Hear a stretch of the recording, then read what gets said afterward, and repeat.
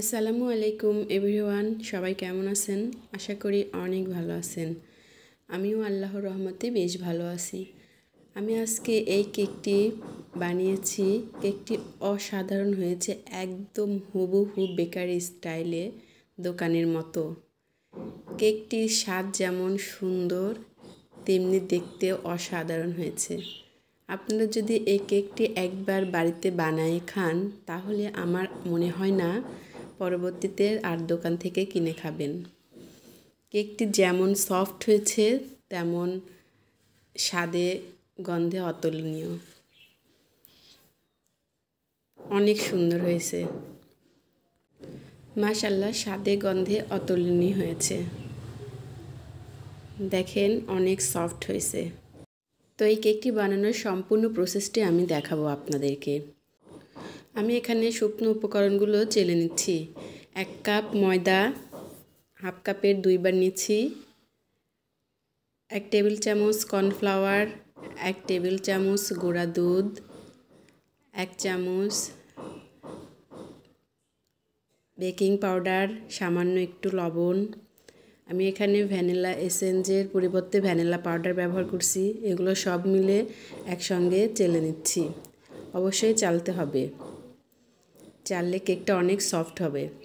চেলে নেওয়ার পরে মেশানো উপকরণগুলো ভালোভাবে মিশিয়ে নিচ্ছি। এবার একটি বাটিতে 2টা ডিম নিছি। এর মধ্যে হাফ কাপ পরিমাণ চিনি অ্যাড করে এগুলো ভালোভাবে মিশিয়ে নিতে হবে। চিনি যতক্ষণ পর্যন্ত না গলে ততক্ষণ পর্যন্ত এগুলো ভালোভাবে মিক্সার করে নিতে হবে। এটা হ্যান্ড উইক্স দিয়েও করা যায়, যাদের বিটার আছে তারা বিটার দিয়েও করতে পারে। ডিমের কালার হলুদ থেকে সাদাটে হওয়া পর্যন্ত ভালোভাবে মিশিয়ে নিতে হবে। তারপর এখানে হাফ কাপ রেগুলার তেল, রান্নার সয়াবিন তেল ব্যবহার করলাম। তেল ব্যবহারের পরে আরেকটু ভালোভাবে মিশিয়ে নিচ্ছি। এবার আমি একটু চেক করে নিব যে চিনিগুলো ভালোভাবে গলে গেছে কিনা। চিনিগুলো না গললে আরেকটু বিট করে নিতে হবে, আর গলে গেলে হয়ে গেল।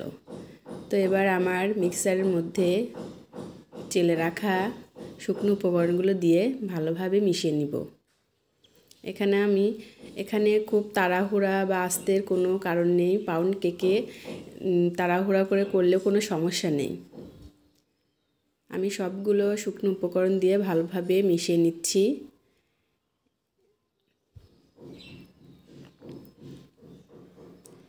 এই যে সবগুলো শুকনো উপকরণ দিয়ে দেওয়া শেষ।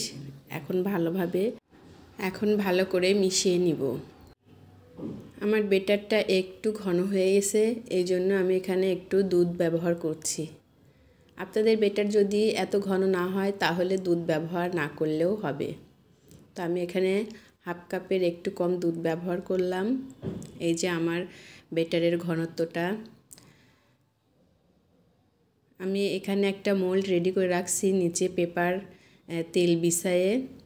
এই যে এখন বেটারটা মোল্ডে ঢেলে দিলাম। সম্পূর্ণ বেটারটুকু এখানে ঢেলে দিছি। এবার 2-3 বার ট্যাপ করে নিলাম যাতে ভেতরের হাওয়া বের হয়ে যায়। এই যে আমি এখানে প্রেসার কুকার গরম করে প্রেসার কুকারে কেকটা বেক করব।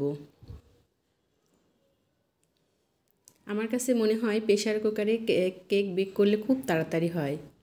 আমার কেক বানাতে মাত্র 25 থেকে 30 মিনিটে হয়ে যায়।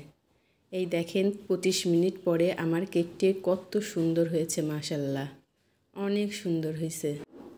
আমি কেকটি চেক করে নিলাম টুথপিকের মাধ্যমে। কেকটি সম্পূর্ণ হয়ে গেছে।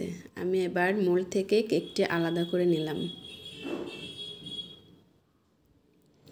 কেকটি মাশাআল্লাহ অনেক অনেক অনেক সুন্দর হয়েছে। আপনারা বাসায় ট্রাই করে দেখতে পারেন। যেমন কালার হয়েছে তেমন স্বাদ হয়েছে। আমার ক্যামেরাতে হয়তো অতটা ভালো দেখা যাচ্ছে না, কিন্তু বাস্তবে অনেক সুন্দর কালার এসেছিল। এই যে আমার কেকের ফাইনাল লুক, মাশাআল্লাহ অনেক সুন্দর হয়েছে, অনেক ইয়াম্মি হয়েছে। 2টা ডিম, 1 কাপ ময়দা আর হাফ কাপ চিনি দিয়ে দেখেন অনেক বড় কেক হয়েছে। তা আপনাদেরকে অনেক অনেক ধন্যবাদ আমার ভিডিওটি দেখার জন্য।